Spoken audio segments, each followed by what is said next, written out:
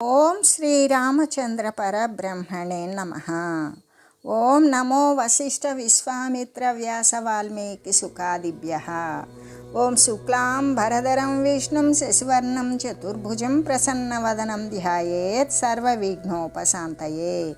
ఓం నమో బ్రహ్మాదిభ్యో బ్రహ్మ విద్యా సంప్రదాయ కర్తృభ్యో వంశ ఋషిభ్యో మహద్భ్యో నమో గురుభ్యః. ఓం శ్రీరామో రామభద్రశ్చ రామచంద్రశ్చ శాశ్వతః రాజీవలోచన శ్రీమాన్ రాజేంద్రో రఘుపుంగవః. శ్రీ యోగ వాసిష్టము నిర్వాణ ప్రకరణము పూర్వార్ధము. అయితే ఏమి మిగిలి ఉండనటువంటి నిర్విశేషమైన బ్రహ్మమునందు కారణము కానీ ఆ కార్యము కానీ ఏవైనా ఉన్నవా అంటే బ్రహ్మమునందు కారణము కానీ కార్యము కానీ ఏవీ లేవు. అంటే మాయా దృష్టి చేత మాత్రమే ఈ కార్యకారణ భావము అనేటువంటిది గ్రహించబడుతూ ఉన్నది. యథార్థముగా ఈ కనిపించేటువంటి జగత్తంతా కూడా లేనిదియే అయ్యి శాంతమై అసలు పుట్టనటువంటిదే అయి ఉన్న బ్రహ్మమే అయి ఉన్నది. అంటే కారణము నుండి ఉత్పన్నమైనటువంటి కార్యము ఆ కారణాన్నే పోలి ఉంటుంది కదా. ఇప్పుడు కారణం నుండి ఉత్పన్నమవుతుంది ఏంటి కార్యం, ఆ కార్యం ఏంటి, ఆ కార్యానికి మూలమైన కారణాన్ని పోలే ఉంటుంది. కానీ ఏదైతే అసలు పుట్టకనే ఉంటుందో దాని ఎందైతే ఇంకా మరొక పోలిక సాదృశ్యము అనేటువంటి భావం ఉంటుందా? ఉండదు. దేనికైతే అసలు బీజమే లేదో అది అసలు ఎలా ఉత్పన్నమవుతుంది? కాదు కదా. అంటే అప్రతర్కమే. ఇది తర్కానికి లోబడుతుందా? లోబడదు. అంటే నామము రూపము రహితమైనటువంటి దాని యందు బీజత్వము అనేది ఉంటుందా? ఉండదు. దేశ కాల వస్తువుల యొక్క వశము చేత మాత్రమే సమస్త కారణాలు ప్రమాణాలు సిద్ధిస్తూ ఉన్నవి. ఆ విధంగా అయినట్లయితే అకర్తయ్య అయిన బ్రహ్మము అనేటువంటిది అకర్తయ్య అవుతుంది. దేనికి కర్తృత్వం కానీ భోక్తృత్వం కానీ వహించదు. అటువంటి అకర్తయ్య అయినటువంటి బ్రహ్మము ప్రమాణానికి కానీ కారణానికి కానీ విషయము అనేది ఎలా అవుతుంది? బ్రహ్మము కానే కాదు అనే చెప్తూ కర్తృ కర్మ కరణ రహితమైన ఈ త్రిపుటీ రహితమైనటువంటి పరబ్రహ్మమున కారణత్వము అనేది లేనే లేదు. కాబట్టి ఇక్కడ జగత్తు అనేటువంటి శబ్దార్థానికి అనుభవానికి కూడా కారణం ఉన్నదా? లేదు అని చెబుతూ బ్రహ్మైవత్వం స్వరూపం సద్యస్థితం ధారయస్వతత్ అసమ్యక్ దర్శ విషయం తదేవ జగదాచితం. కాబట్టి ఓ రాజా, సద్రూపమై అంటే సత్తే దాని యొక్క రూపమై ఉన్నటువంటి శుద్ధమైనటువంటి ఆకాశములాగానే ఏమీ మిగలనటువంటి మరి నిర్విశేషమైనటువంటి బ్రహ్మమే నీవు అనేటువంటి భావము హృదయమునందు నీవు ధరించి ఉండు. అజ్ఞానుల యొక్క దృష్టి ఎందైతే ఆ బ్రహ్మమే జగద్రూపంలో వ్యాప్తమై కనబడుతూ ఉన్నది కదా. రాజా, శుద్ధమైన ఆకాశ సదృశమైనటువంటి ఆకాశం ఎలా ఉంటుంది? శుద్ధంగా ఉంటుంది. ఏమీ లేదు, ఏమీ రాదు. శూన్యమా? కాదు. శూన్యమైతే మిగతా నాలుగింటికి ఆధారం ఎలా అవుతుంది? అలాగే శుద్ధమైన ఆకాశంతో పోల్చబడినటువంటి నిర్విశేషమైన ఏ సద్రూప బ్రహ్మమైతే ఉన్నదో అదియే నేను అనే భావన చేత నీవు హృదయంలో ఆ భావన ధరించి ఉండు. ఇతర భావనలు అనేవి కానే కాదు. అజ్ఞాని దృష్టి యందు మాత్రమే ఆ బ్రహ్మమే జగద్రూపంలో వ్యాపించి ఉన్నట్లుగా కనిపిస్తూ ఉన్నది అని. అంటే జగత్తు లేనే లేదు. జ్ఞానులైతే బ్రహ్మమునే చూస్తారు, అజ్ఞానులైతే ఆ బ్రహ్మమునే జగద్రూపంలో గాంచుతారు అని తెలియజేస్తూ, అంతేకాదు ఓ రాజా, ఏకమై ఉన్నట్టి శాంతమైనటువంటి పుట్టనటువంటి చిన్మాత్రమైన ఏ భ్రమ అయితే ఉన్నదో ఆ భ్రమ చేతనే, అంటే ఏ భ్రమ అంటే భ్రమ అంటే జగత్ సంబంధమైనది, భ్రమ అంటే బ్రహ్మజ్ఞానము అనేటువంటి అర్థం. అయితే ఈ భ్రమ చిన్మాత్రమే అయినటువంటిది అది ఏమైంది? ఏకరసమాత్రమై ఉన్నది, శాంతమై ఉన్నది, అసలు పుట్టనిదియే అయి ఉన్నది. అది అటువంటి చిన్మాత్రమైన బ్రహ్మజ్ఞానము చేత ఈ జగత్తంతా కూడా బ్రహ్మరూపంగానే ప్రమాణితం చేయబడుచూ ఉన్నది కదా. అయినప్పుడు బ్రహ్మాకార వృత్తి అనేది లేకుండా మనసు యొక్క భ్రాంతి చేతే అశాంతమై ఉన్నట్టు సద్బ్రహ్మము జగద్రూపమునే ఎరగబడుచూ ఉన్నది. అది అజ్ఞానముతో చూసిన జగత్తుని బ్రహ్మమే, అది జ్ఞానముతో చూస్తే బ్రహ్మము బ్రహ్మమే. ఇక్కడ జ్ఞానము అజ్ఞానాలతో ఉండేటువంటి బ్రహ్మమే ఆ జ్ఞానముతోనే బ్రహ్మము జగత్తుగా కనబడుతున్నది. అదే జ్ఞానముతో బ్రహ్మము బ్రహ్మముగానే కనబడుతున్నది. అంటే జగత్తు అనేటువంటిది అసలు లేనిదే, పుట్టనిదే. కాబట్టి రాజా, చిత్తము యొక్క అన్యదహ భావము చేత, అంటే చిత్తము ఇతరమైనటువంటి భావాల చేత, పండితులు యొక్క అనుభవాల చేత కూడా బ్రహ్మస్వరూపము యొక్క హాని అని వచించారు అని చెబుతూ, ఓ రాజా, చిత్తాన్ని నీవు నాశ స్వభావము గలదిగాను, నాశాత్మకంగాను, అది ఎప్పటికీ నశించిపోయేదిగానే నీవు తెలియాలి. క్షణకాలము గనక ఆత్మస్వరూపము యొక్క స్మరణము తప్పావో, అంటే నీకు గుర్తు కోల్పోయావో, క్షణకాలమైనా సరే నీ స్వరూపము ఆత్మస్వరూపము అనేటువంటి విషయాన్ని మరుపు చెందావనుకో, ఆ నాశము కల్పకాలం వరకు కూడా చిత్తము అనే శబ్దము చేతనే చెప్పబడుతూ ఉంటుంది.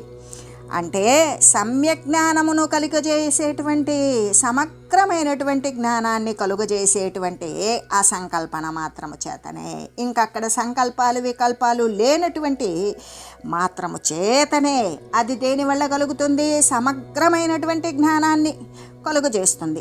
ఆ కలుగజేసిన జ్ఞానం ద్వారా సంకల్పాదులు ఉండవు. ఇక అసత్తైనటువంటి, అసలు లేనిదే అయినటువంటి సంకల్పరూప చిత్తము అనేది నశించిపోతుంది కదా. అప్పుడేమవుతుంది? మోక్ష సిద్ధి చేకూరుతుంది. నామ్నైవాంగీకృత భావం యది విశ్వం హి కథ్యతే విద్యమానం కథం తత్స్వన్ననో తామరస్యేక్షణ. కమలనేత్రుడవగు ఓ రాజా, తన యొక్క అధిష్టానమైనటువంటి బ్రహ్మమునందు ప్రవేశించున్నది. విశ్వము అనేటువంటి శబ్దానికి అది అర్థమే అయి ఉన్నది. ఈ విధంగా అంటే అసలు అక్కడ ఏమున్నది? అధిష్టానములో ఆరోపితమైన అధిష్టానమైన ఏమున్నది అంటే బ్రహ్మము మాత్రమే ఉన్నది.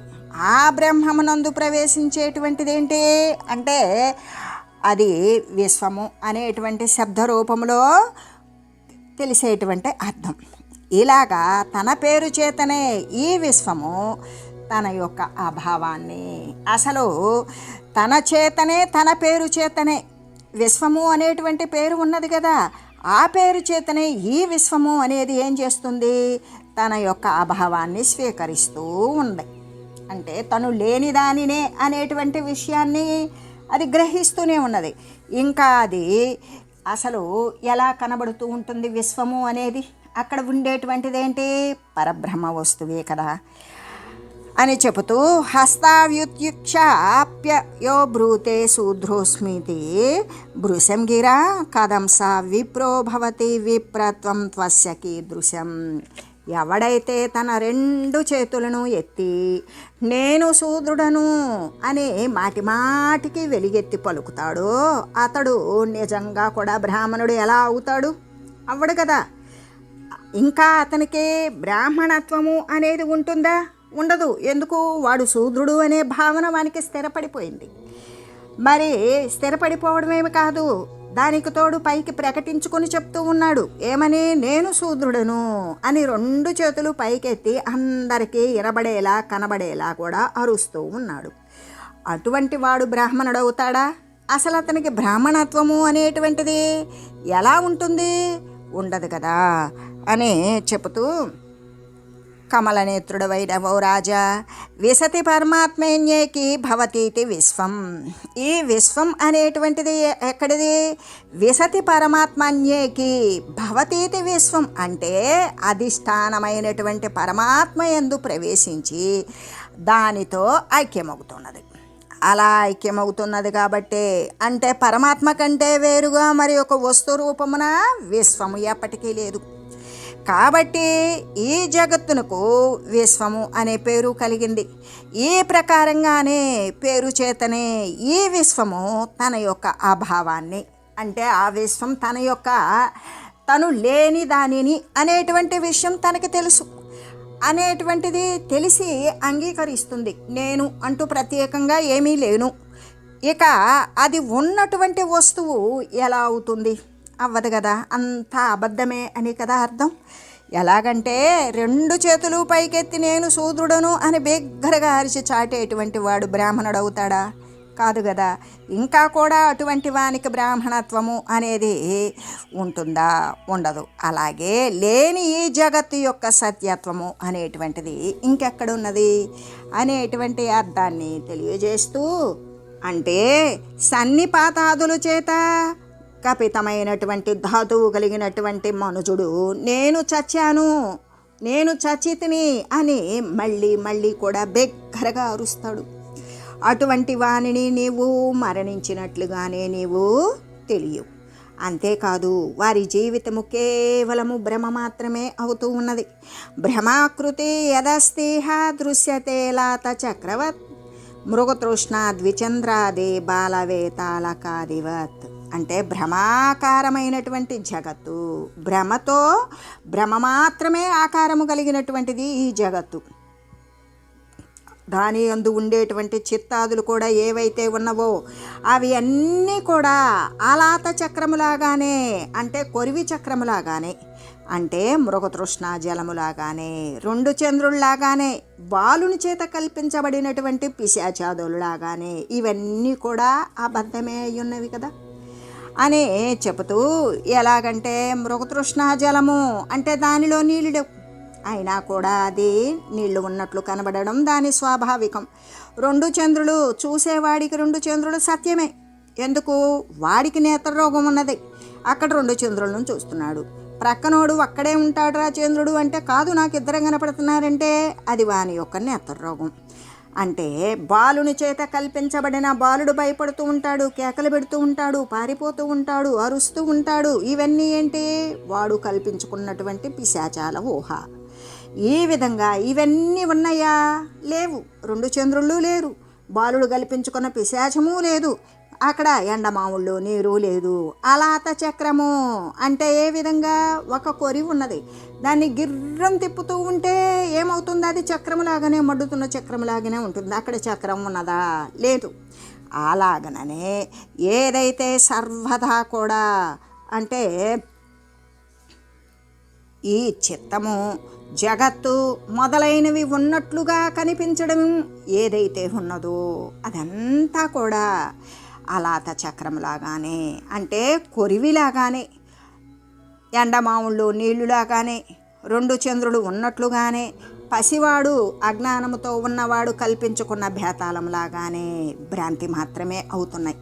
అంతేగాని చిత్తము కానీ జగత్తు కానీ మొదలైనటువంటివి ఎప్పుడూ లేవు అని చెబుతూ, ఏదైతే సర్వదా కూడా భ్రాంతి పుంజమై ఉన్నదో, అంటే ఏది ఎల్లప్పుడూ కూడా భ్రాంతితో నిండి ఉన్నదో అది సత్యం ఎట్లా అవుతుంది?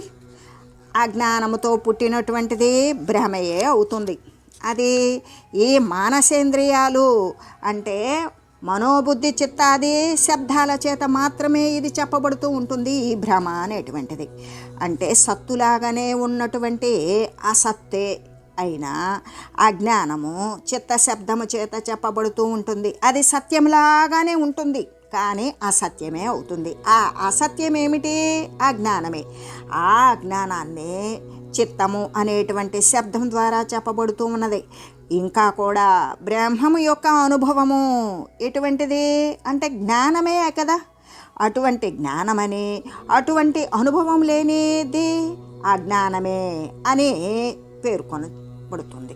ఎలాగా అంటే బ్రహ్మమును గురించి తెలిసినటువంటి అనుభవం జ్ఞానం, తెలియని అనుభవం లేకపోవడం అజ్ఞానమనే కదా చెప్తాము అని చెబుతూ, ఓ సాధు, అజ్ఞాన సత్త యొక్క అనుభవము అంటే జ్ఞానం యొక్క అనుభవము చే మాత్రమే నశిస్తుంది.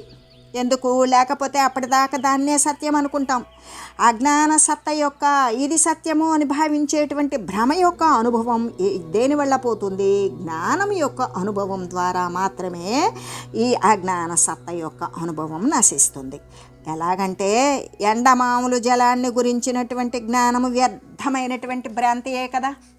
అంటే అది తెలిసిన ఎండమాములలో నీళ్లుండవు, ఇది సూర్యుని యొక్క కిరణాల చేత తప్తమై ఇలా నీరు ఉన్నట్టు అలలు వస్తున్నట్లు కనబడుతుంది అని తెలిసిన వాడికి నీరు కనపడుతుంది, తెలియని వాడికి నీరు కనపడుతుంది. తెలియనివాడు దానికోసం వెంపర్లాడతాడు, తెలిసినవాడు అది దాని స్వాభావికం. ఎప్పుడైతే ఈ యొక్క సూర్యుని తపము అనేది తగ్గుతుందో అక్కడ ఇంకా ఏ నీరెండ ఛాయలు ఉండవు అనేటువంటి విషయం తెలిసిన వానికి తెలుస్తుంది. కాబట్టి ఎండమాములు యందు జలాన్ని గురించినటువంటి ఆ మరుమరీచికల్లో నీళ్లు ఉంటాయి అనేటువంటి జ్ఞానము వ్యర్థమైనటువంటి భ్రాంతే కదా.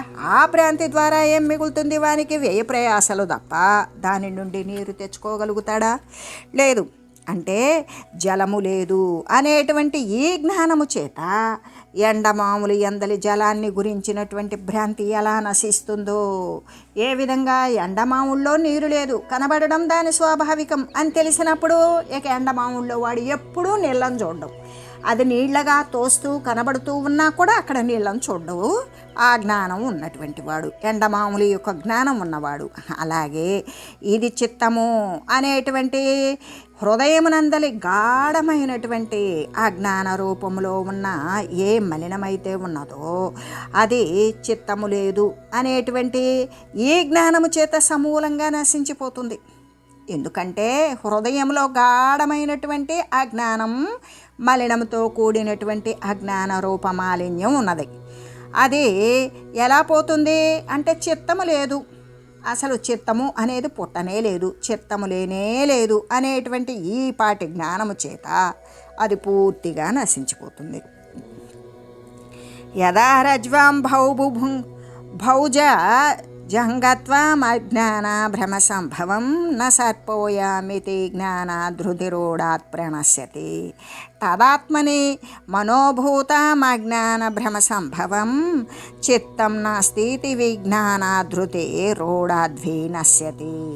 అంటే అజ్ఞాన భ్రమ చేత, అంటే అజ్ఞానముతో నిండిపోయి ఆ భ్రమ చేత పుట్టినటువంటి రజ్జువునందలి సర్పత్వ భావము.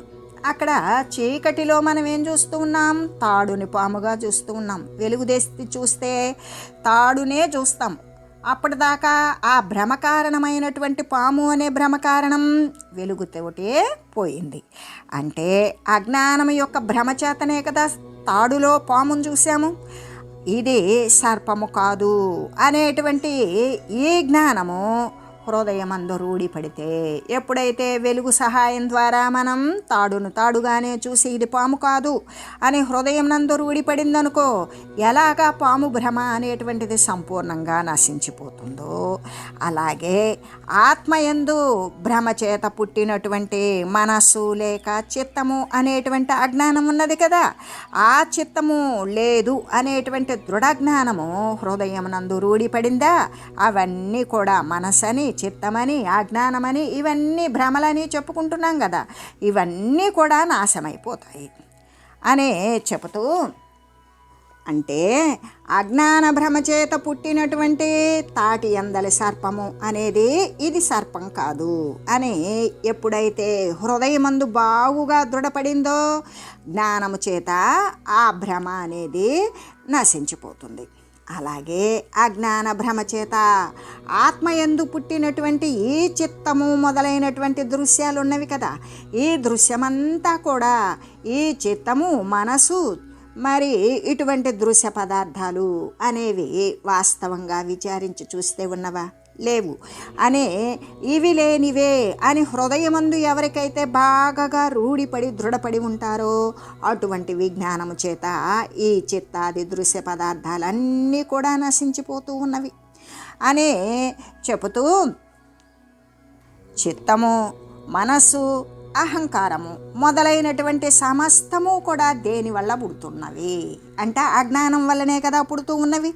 యథార్థముగా ఈ ప్రపంచమున చిత్తము కానీ అహంకారము మొదలైనటువంటి మనసు కానీ అహంకారాదియుక్తమైనటువంటి ఇది నేను అని భావించుకునేటువంటి దేహాలు మొదలైనటువంటి దృశ్యమాన వస్తువులు కానీ ఉన్నవా? లేనివే. కేవలము ఏమున్నది? శుద్ధమైనటువంటి ఏకరసమాత్రమైనటువంటి ఆ బ్రహ్మజ్ఞానము మాత్రమే కలదు. బ్రహ్మమే ఉన్నది. ఆ బ్రహ్మమును బ్రహ్మ సంవిత్తు మాత్రమే కలిగినది. అంటే బ్రహ్మ సంవిత్తు ద్వారానే తెలుసుకోగలం. బ్రహ్మజ్ఞానం ద్వారా బ్రహ్మాన్ని పొందగలం. అజ్ఞానంతో కూడినటువంటి అప్పుడు ఎప్పుడు? అజ్ఞానయుక్తమైనప్పుడు. అజ్ఞానంతో మనం కూడి ఉన్నాం. ఆ చిన్మాత్ర సంవిత్తు అనేటువంటిది సంకల్పమని చిత్తమని మొదలైన వాటిని ఈ అజ్ఞానం నిర్మించేస్తుంది. కానీ అదే జ్ఞానంతో కూడి ఉన్నప్పుడు సంకల్పం యొక్క అంటే సంకల్పము అనేది ఇంకా లేనిది. అది లేకపోవడం వల్ల మరి ఇక లేని కారణము చేత సమస్తము కూడా వదిలిపెట్టి వేస్తుంది. సంకల్పేన యథాయాతి త్వసంకల్పేన గచ్చతి పవనేన మహాబాహో జ్వాలా జ్వాలమివానలే. ఓ మహాబాహో, వాయువు చేత అగ్నియందు ఉత్పన్నమైన జ్వాలా సమూహాన్ని మళ్ళీ కూడా ఆ వాయువు లేకపోవడం చేత ఎలా నశిస్తూ ఉన్నదో. ఇప్పుడు ఏదైనా ఒక మంట ఉన్నది, అగ్ని ప్రజ్వరిల్లుతున్నది, గాలి ఎక్కువగా వీచిందా అది ఆ మంట కాస్త పెద్దదవుతుంది. ఆ జ్వాలా సమూహం అనేటువంటిది నశించిపోవాలి అంటే వాయువు లేదు. ఉన్న కాష్టాల వరకు తగులబడిపోయి ఆ అగ్ని శమించిపోతుంది. అంటే వాయువు లేకపోతే ఏమవుతుంది? అగ్ని నశించినట్లుగానే సంకల్పము చేత ఏదైతే ఉత్పన్నమగుచూ ఉన్నదో అదే సంకల్పము లేకపోవడం వల్ల అది నశించిపోతూ ఉన్నది అని చెబుతూ, ఎలాగంటే ఓ రాజా, వాయువు చేత జ్వాలా సమూహం అనేటువంటిది అగ్నియందు ఉత్పన్నమవుతుంది, వృద్ధి చెందుతుంది. అదే వాయువు అనేటువంటిది ఆగిపోయింది, వాయువు శమించింది, ఆ జ్వాలలు ఏమవుతాయి? నశించిపోతాయి. అలాగననే సంకల్పము చేత ఏ దృశ్య సమూహం అయితే పుట్టుకొస్తూ ఉన్నదో అది సంకల్పం లేకపోవడం చేత నశించిపోతూ ఉన్నది అని చెబుతూ, అంతేకాదు సముద్రము జలము చేత వ్యాపింపబడినట్లు, సముద్రము అంటే జలమంతా నిండిపోయి ఉంటుంది. అలాగే ఆత్మతత్వము చేత ఘనీభూతమైనటువంటి సర్వవ్యాపకమైన బ్రహ్మసత్త చేత ఈ జగత్తంతా కూడా వ్యాపించబడింది. సముద్రము అంటే జలం చేత వ్యాపించబడినట్లుగానే ఆత్మతత్వము చేతనే ఘనీభూతమైనటువంటి సర్వవ్యాపకమైన బ్రహ్మసత్త చే మాత్రమే ఈ జగత్తంతా వ్యాపించి ఉన్నదేంటి? బ్రహ్మమే, బ్రహ్మసత్తే అని చెబుతూ, కాబట్టి రాజా, ఈ ప్రపంచమునందు నేను కానీ నువ్వు కానీ మరి ఒకరు కానీ చిత్తము కానీ ఇంద్రియాలు కానీ ఆకాశం కానీ లేనే లేవు. కేవలము సర్వము కూడా ఏకమై మాలిన్యరహితమైనటువంటి నిర్మలమైన దోషరహితమైన ఆత్మ మాత్రమే ఉన్నది. ఆ ఆత్మయే ఈ యొక్క అంటే ఘటపటాది ఆకారాలలో అనేక విభిన్న ఆకారాలలో ఆ రూపాలలో కనిపిస్తూ ఉన్నది. విశ్వరూపంలో, దృశ్య రూపంలో, జగద్రూపంలో కనబడేటువంటిది ఆత్మయే. అలా కనిపిస్తూ ఉన్నది. ఆ విధంగా అయితే ఇది చిత్తము, ఈతడు, నేను అనేటువంటి కల్పన నీకెందుకు కలుగుతూ ఉన్నది? ఈ ముల్లోకాలయందు కూడా అంటే సత్వరజస్తమో గుణాల సహితమైనటువంటి ఏ లోకాలు ఉన్నవో వాటి యందు ఏది మరణించడం లేదు. పోనీ ఏదైనా పుట్టుకొస్తుందా? ఆ పుట్టడము లేదు, మరణము లేదు. అంటే సదసద్భావన రూపమైనటువంటిది ఇదంతా కూడా కేవలము చైతన్యం యొక్క విలాసము మాత్రమే అయి ఉన్నది, కానీ మరొకటి కానే కాదు. ఒకే సమయమునందు సర్వరూపమున కూడా పరబ్రహ్మమే అయినటువంటి ఆత్మ మాత్రమే ప్రకటితమవుతుంది. అంటే రెండని కానీ, ఏకత్వము కానీ, భ్రాంతి కానీ, మరణాది భయాలు కానీ ఇంకా ఏవైనా ఉన్నవా అంటే లేనే లేవు. సర్వేంద్రియ గుణాకారే సన్నేవాసి సకే తతః న దహ్యసే మహాబుద్ధేన చ క్వచన లిప్యసే. సకుడవగు ఓ మహాబుద్ధి, ఎలాగంటే నీవు సమస్త ఇంద్రియ సమూహమునందు కూడా ఇంద్రియాల చేత గ్రహించబడేటువంటి అగ్ని మొదలైనటువంటి ఆకారాల యందు కూడా ఈ సత్తా మాత్రము చేతనే వ్యాపించి ఉన్నావు. కాబట్టి నీవు దేని చేతను కూడా దహింపబడజాలవు, దేని యందు కూడా నీవు అంటి ఉండజాలవు. అంటే మహాబుద్ధిమంతుడువు నీవు. నా సకుడివే అయిన ఓ రాజా, నీవు సమస్త ఇంద్రియ సమూహాల యందు కూడా, అంటే ఆ ఇంద్రియ సమూహాలతోటి గ్రహించబడేటువంటి అగ్నాద్యాకారమందు కూడా, అగ్ని వాయువు మొదలైనటువంటి ఆకారాల యందు కూడా సన్మాత్ర రూపంలో నీవే వ్యాపించి ఉన్నావు. ఎందుకు ఇక్కడ నీవు, నేను, ఇతడు, వాడు, అది, ఇది అని చెప్పేదానికి లేదు. సర్వము ఏకరసమాత్రమైనటువంటి బ్రహ్మసత్త తప్ప రెండో వస్తువు లేనప్పుడు అప్పుడు సన్మాత్ర రూపంలో అగ్ని ఆకారంలో కూడా నీవే వ్యాపించి ఉన్నావు కదా. కాబట్టి నీ శరీరాన్ని అందులో పడవేయాలి, భస్మీపటలం చేయాలనుకున్నావా? నీవు దేని చేత కూడా దహింపబడనేరవు. ఎందుకు? పోతే శరీరం పోతుంది, కానీ దేహాంతర్గతంగా ఉన్నటువంటి బ్రహ్మసత్త ఏది ఉంటుంది, శుద్ధ చైతన్యం, అది దహించబడుతుందా?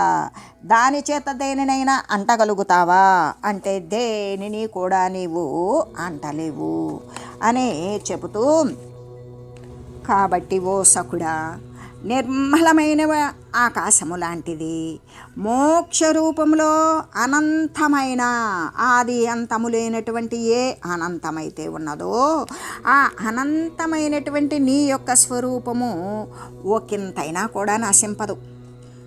పోనీ వృద్ధి చెందుతుందా? వృద్ధి చెందదు. అది నశించదు. అది ఉత్పన్నం కాల వినాశము చెందదు అని చెబుతూ, అంటే కోరిక లేకపోవడం, ఇటువంటి ఇచ్ఛ అనిచ్ఛ అనేటువంటి ఏ క్రియాది శక్తులైతే ఉన్నవో అవన్నీ కూడా నీవే. ఎలాగంటే కిరణాల కంటే భిన్నంగా చంద్రుడు పొందబడడు కదా. ఇప్పుడు చంద్రకిరణాలే వెన్నెల కంటే భిన్నమైనదా చంద్రుడు? చంద్రుడి కంటే భిన్నమైనదా వెన్నెల? ఆ విధంగానే సమస్త క్రియాశక్తులు కూడా నీవే అని చెబుతూ, అజమజరమణాధ్యజ స్వభావం సకృదమలం విలసత్సైధైక రూపం విగళిత కలనం కలాఖ్యలీలం సదుదితమాధ్యం మజం తదాత్మతత్వం. జరాజన్మరహితమై అంటే వార్ధక్యం కానీ, ముసలితనము, మరి శరీరము అనేది పుట్టడం కానీ ఏది లేనిది అయి అనాది అయి, అంటే దీనికి ఒక ప్రారంభం లేదు. పోనీ వృద్ధి ఉన్నదా? వృద్ధి లేదు. మార్పులు ఉన్నవా?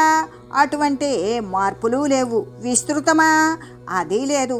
ఎల్లవేళలా కూడా నిర్మలమై, మాలిన్యరహితమై, దోషరహితమై, కేవలము ప్రకాశ రూపమై, సత్తా సామాన్య రూపమై, సద్రూపమై, ఏకరసమాత్రమై, కల్పన అనేటువంటిది రహితమై, స్వస్వరూప పరిచయము అనేటువంటి లీల కలిగినది అయి సన్మాత్రముతోటి ఉదితమై, సర్వ వ్యవహారాల యందు కూడా పూర్వ సిద్ధమైనటువంటి వస్తువు ఏది కలదో అదే కదా ఆత్మ. పుట్టడం కానీ, వృద్ధి చెందడం కానీ, మార్పులు చెందడం కానీ లేకుండా ఉన్నది. ముసలితనం కానీ, శూన్యమైనది కానీ, ఏమీ లేనిది, నిర్మలమైనది, సదా ఎల్లవేళలా ప్రకాశవంతమైనది, నిత్యము కూడా శాశ్వతంగా ఏకరూపమై ఉండునటువంటిది, కల్పనలు నశించినది, స్వస్వరూప పరిచయమైనటువంటి లీలగలిగినది అయినా ఈ సన్మాత్ర రూపమున ఉదయించి ఉన్నటువంటి సమస్త వ్యవహారాల యందు కూడా ఎల్లప్పుడూ సిద్ధించి ఉండేటువంటిది. ఆయా వ్యవహారాల కంటే కూడా పూర్వమే అక్కడ ఉదయించి ఉన్నటువంటి వస్తువు ఏదైతే ఉన్నదో అదే కదా ఆత్మతత్వము. వార్యతే బ్రహ్మవత్సత్వం జగతో బ్రహ్మసత్తయా జన్మాది విక్రియా స్పృష్టం బ్రహ్మైవ సదితీర్యతే.